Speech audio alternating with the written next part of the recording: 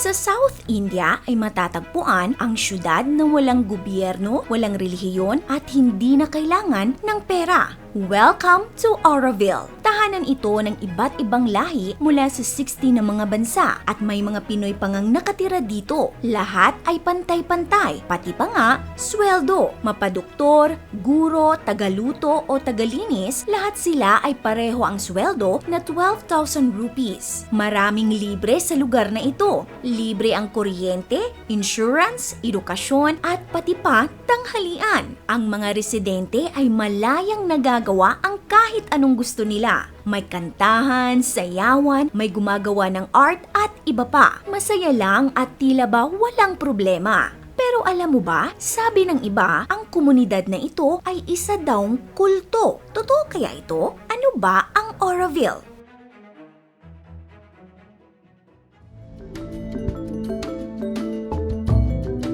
Laganap sa ating mundo ang karahasan, awayan at hindi pagkakasundo ng karamihan. Pero sa India ay merong isang lugar kung saan ang pangunahing layunin ay baguhin ito. Taong 1965 nung nagkaroon ng vision ang spiritual guru na si Mira Alfasa kung saan ang lahat ng tao ay nagkakaisa. Ang mga tao mula sa iba't ibang panig ng mundo ay nakatira sa iisang lugar ng mapayapa, pantay-pantay at walang nasyonalidad, relihiyon, politika o social status. At mula sa vision ay itinatag niya ang Auroville. Ito ay isang experimental city na matatagpuan sa Tamil Nadu sa India. Layunin nitong maging modelo para sa mga syudad sa hinaharap. Sa master plan ng Auroville ay ganito ang kanyang magiging itsura. Sa ngayon ay hindi pa ito tapos at patuloy pa rin ang construction ng Auroville. Pero alam mo ba, ang Auroville lamang ang natatanging experimental city na naaprubahan sa buong mundo at suportado ito ng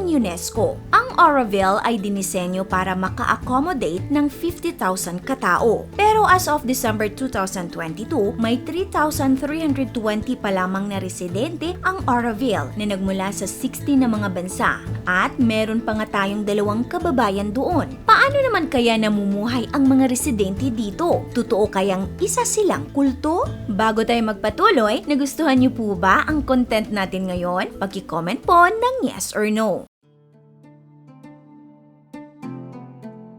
Well, hindi naman siguro maituturing na isang kulto ang komunidad ng Auroville. Sa katunayan, libo-libong turista ang dumadayo sa lugar. Pati nga ang Prime Minister ng India ay bumisita din dito. Nung bumisita naman ang vlogger na si Sheena's Treasury ay sobrang namangha siya sa lugar. Inihalin tulad pa nga niya ito sa Burning Man na isang syudad na nag-i-exist lamang sa loob ng 9 na araw bawat taon. Kung gusto niyo pong malaman ang tungkol sa Burning Man, ay may ginawa na po kaming video nito. Ilalagay namin ang link sa description at comment section. Tulad ng Burning Man, ang mga tao sa Auroville ay malayang nagagawa ang gusto nila. May kantahan, sayawan at kwentuhan. May iba na naglalaro lang sa buong araw at meron ding gumagawa ng art. Ang mga residente ay namumuhay ng simple at lahat sila ay nagko-contribute para mapanatili ang komunidad. Walang sinumang individual ang nagmamayari ng kahit ano sa Auroville. Kung lilipat sila sa ibang lugar, ay iiwan nila ang lahat sa Auroville. Sa Auroville ay merong medical center, sports fields, restaurants at cafes. Meron din silang 10 paaralan. Merong paaralan na walang campus at meron ding walang curriculum. Ang mga kabataan ay malayang pumili ng kahit anong gusto nilang pag-aralan. Meron ding nasa 20 farms ang Auroville at dito lamang kumukuha ng produkto ang mga residente. Nasisiguro nilang masustansya ang kanilang kinakain dahil lahat dito ay organic. Dito, walang politika at relihiyon ang mga tao. Sa gitna ng syudad ay nakatayo ang napakalaking bilog na nababalutan ng gold plates. Ito ay tinatawag na Matrimander. Pumupunta ang mga residente dito upang mag-meditate. Walang dasal, kandila o insenso sa Matrimander. Tanging katahimikan lamang at konsentrasyon. Lahat ng residente ay kailangang maging involved sa komunidad. At kahit iba-iba ang lahi, walang racism. system sa Oroville. Pantay-pantay ang trato sa lahat. Pati nga sweldo nila ay pare-pareho din. Bawat mamamayan, cleaner man, guro, yoga trainer o doktor ay makakatanggap ng 12,000 rupees o humigit kumulang 8,000 pesos kada buwan. Lahat ng ginagawa ng mga residente na lumilikha ng kita, 33% nito ay ibinibigay o ibinabalik nila sa komunidad. Pero ayon sa website ng Oroville, ang mga non-Indian Orovillian ay hindi pinahihintulutang magkasahod dito. Ito ay alinsunod sa regulasyon ng gobyerno ng India na may kaugnayan sa issue ng kanilang visa or residential permit. Kailangan pa kasi itong i-renew regularly. Kaya karamihan sa kanila ay tumatanggap ng maintenance mula sa pinagtatrabahuan nila na sapat lang upang matugunan ang kanilang pangunahing pangangailangan. Pero alam mo ba, ang mga tao dito ay hindi na nagdadala ng pera sa tuwing bibili sila.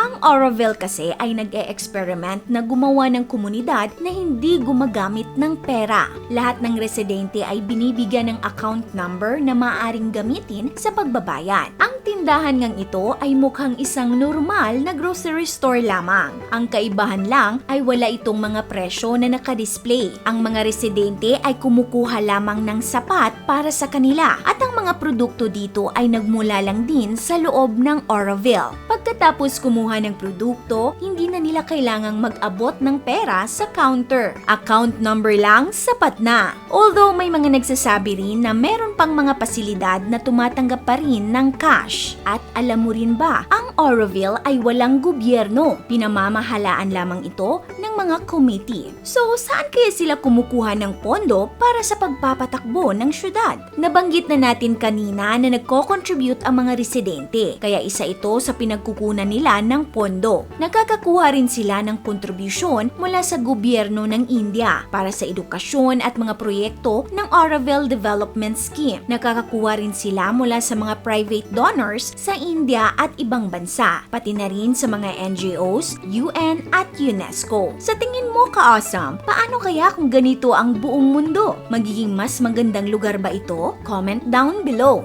This is your Ate O from our Republic. Hanggang sa muli and stay awesome!